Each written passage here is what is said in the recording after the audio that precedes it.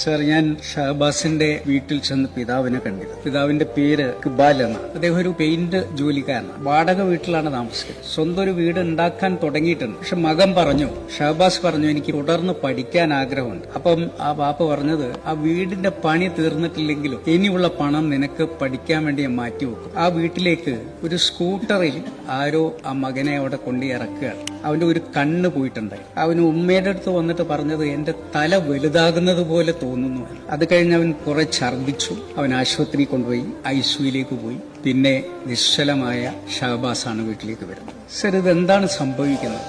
സ്വന്തം സഹപാഠികളാണ് അവന്റെ മുഖത്ത് നെഞ്ചക്ക് എന്ന് പറയുന്ന ആയുധം ഉപയോഗിച്ചുകൊണ്ട് അടിക്കുകയും അവന്റെ ഈ തലയോട്ടി പൊട്ടിപ്പോവുകയും ചെയ്തു. ഇങ്ങനെയൊക്കെ വൈരാഗ്യം വരാനുണ്ടാകുന്ന കാരണം എന്താണ് സർ? സർ, ഒരു DJ പാർട്ടി, ഇത് എല്ലാ സ്കൂളുകളിലും ഇപ്പൊ നടക്കുന്ന ഒരു സാധനമാണ് ഈ DJ പാർട്ടി. ഡിസ്ക് ജോക്കി എന്നാണ് എന്റെ പേര്. ഇതാണ് പലപ്പോഴും അടിയിൽ കലാശിക്കുന്നത്. അവിടെയാണ് പലപ്പോഴും മയക്കുമരുന്ന് പാർട്ടിയായി ഇത് മാറുന്നത്. ഇവിടെയും ഒരു ട്യൂഷൻ സെന്ററിൽ DJ പാർട്ടി നടന്നു. ആ DJ പാർട്ടിയിൽ ഒരു പാട്ട് നടന്നുകൊണ്ടിരിക്കുമ്പോൾ നിന്നുപോയി, ഒരു പെൺകുട്ടി പാടുന്നത് നിന്നുപോയി എന്ന കാരണത്താൽ 2 സ്കൂളിലുള്ള കുട്ടികൾ തമ്മിലാണ് ഈ അടി നടന്നത്. രണ്ടും എന്റെ മണ്ഡലത്തിലാണ്. ഒന്ന് MJ സ്കൂൾ, ഒന്ന് താമരശ്ശേരി സ്കൂൾ. സർ, ഞാൻ താമരശ്ശേരി സ്കൂൾ ഒന്ന് നന്നാക്കാനും അത് അന്തർദേശീയ നിലവാരമാക്കാനും എല്ലാവരെയും കൂട്ടി ഒരു കമ്മിറ്റിയൊക്കെ ഉണ്ടാക്കി അവിടെ ഇന്ററാക്റ്റീവ് ക്ലാസ്സുകളൊക്കെ ഉണ്ടാക്കണം എന്ന് ആഗ്രഹിച്ച ആ സ്കൂളിലെ 5 കുട്ടികൾ ഇന്ന് കൊലപാതക കേസിൽ ജുവനൈൽ ജസ്റ്റിസ് ബോർഡ് പറഞ്ഞിട്ട്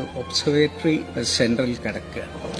എങ്ങനെയാണ് അവിടെ മറ്റുള്ള കുട്ടികളെ ഇനി നമ്മൾ അവരുടെ രക്ഷിതാക്കളുടെ മുന്നിൽ എന്താണ് പറയുക സർ? സർ, ഇതിന്റെ പിന്നിൽ ആരാണ് എന്ന് നമ്മൾ പരിശോധിക്കേണ്ടത് സർ. സർ, ഈ കുട്ടികൾ പറഞ്ഞതെന്താണ്? ഞങ്ങൾ ഈ കേസിൽ നിന്ന് രക്ഷപ്പെടും, കാരണം ഇത് അവന്റെ കണ്ണൊന്ന് പോയി നോക്ക്, ഞാൻ വിചാരിച്ചു കഴിഞ്ഞാൽ അവനെ ഇല്ലാതെയാക്കും എന്നൊക്കെ ഇവര് സന്ദേശം അയക്കാണ് ഇൻസ്റ്റാഗ്രാം. ആ ഇൻസ്റ്റാഗ്രാമിന്റെ പിക്ചർ എന്താണെന്നറിയോ? വാൾ പിക്ചർ. നെറ്റ്ഫ്ലിക്സിലെ ദക്ഷിണ കൊറിയൻ സീരീസിൽ വരുന്ന ഒരു കടുത്ത വയലൻസിന്റെ ചിത്രമുണ്ട്, സീരീസ് ഉണ്ട്. അതിന്റെ പേര് സ്ക്വിഡ് ഗെയിം എന്നാണ്. അതിലെ യോങ്ഹി എന്ന് പറയുന്ന ഒരു പാവക്കുട്ടിയുടെ ചിത്രമാണ് അവര് അതിന്റെ വാൾപേപ്പർ ആക്കി വെച്ചിരിക്കുന്നത്. അപ്പൊ എത്രമാത്രം ഈ വയലൻസ്, ഇപ്പൊ ഒരു സിനിമയുടെ പരസ്യം വന്നിരിക്കുന്നത് വയലൻസിന്റെ നരകത്തിലേക്ക് സ്വാഗതം എന്നാണ് ഒരു സിനിമയുടെ പരസ്യം. ഇന്ത്യയിലെ ഏറ്റവും വലിയ വയലൻസ് കാണണമെങ്കിൽ വരൂ എന്ന് പറഞ്ഞുകൊണ്ട് മറ്റൊരു ചിത്രം. സർ, ഈ ചലച്ചിത്രങ്ങളൊക്കെ എങ്ങോട്ടാണ് നമ്മളെ കൊണ്ടുപോകുന്നത്? മരണ ഗെയിംസ് എത്ര ആളുകളെ കൊന്നിട്ടുണ്ട് സർ? സർ, ഇവിടെ തന്നെ ഇതിന്റെ പിന്നിൽ രക്ഷിതാക്കൾ എവിടെ നിൽക്കുന്നു എന്ന് കാണണമെങ്കിൽ